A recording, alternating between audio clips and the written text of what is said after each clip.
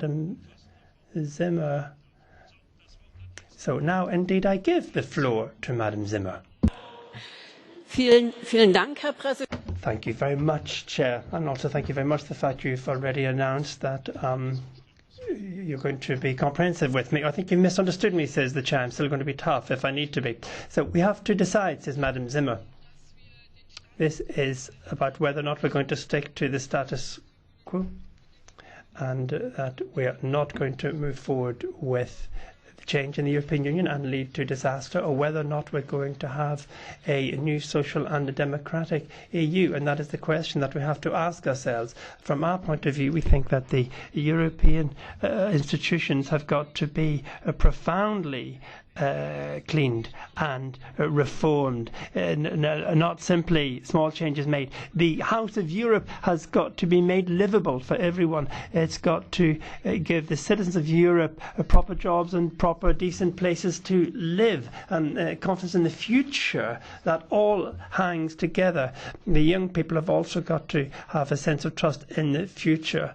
Also, when they're confronted with such problems that they are worried about, such as loss of jobs and loss of homes. And the thing is, we don't believe in the project anymore.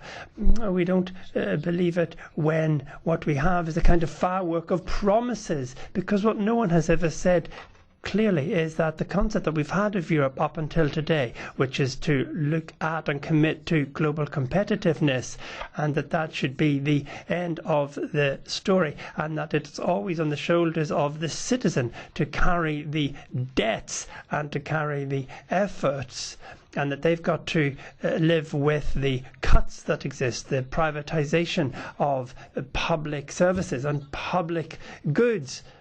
But that is the very point. If we don't change that, perspective that we have in Europe, then I think that what we're doing is we're going round in circles. The snake ends up eating its own tail.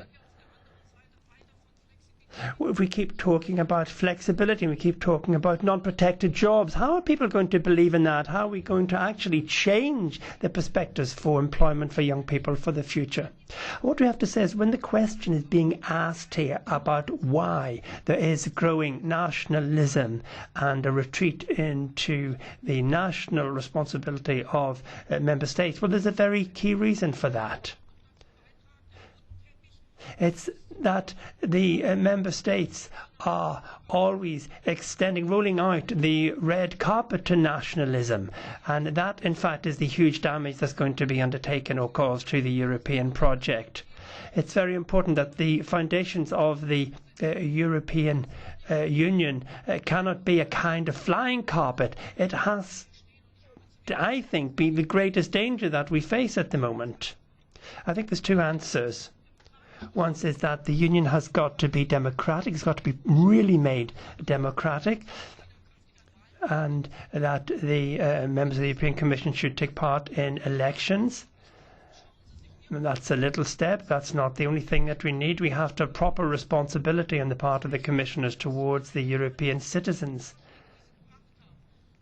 It's very important when they look at the suggestions that they're making. Have these suggestions coming from the Commission got a proper democratic foundation or not? Is it being shaped on the basis of democratic understanding and belief and support from the citizen? It's not always about just going back to the Council. We have to establish that even the people who were here before, your predecessor, Mr. Barroso, contributed enormously to the fact that the question of who actually runs the European Union today was being answered by the citizen in such a way to say that the answer was lobbyists. It's lobbyists here running the European Union. And such an approach also, in fact, has a negative impact on your own Commission today. And now it's not enough to call Mr. Barroso a lobbyist now himself at the moment. And I want to say to yourself, do something for this. Please understand that the citizen have got to be involved in the project. They've got to be participants. They can't simply see that decisions are being taken over and above them.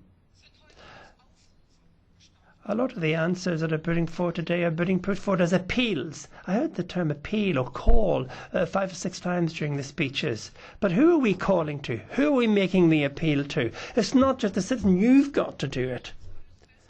Will everything be better now because Brexit was decided? The chair asked for Madam Zimmer to wind up. Do you think that Brexit is better because it's been validated by referendum? We're talking about a common unemployment benefit. We're talking about common European minimum salary. Please, Madam Zimmer, can you come to the end, says the President.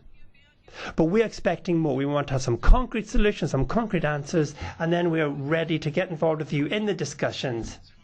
Madam Zimmer, please, you need to finish your speech, says the Chair. Please stop, says Madam Zimmer, to actually always put the left together with the people who are asking for aggressive tactics. That is not our approach.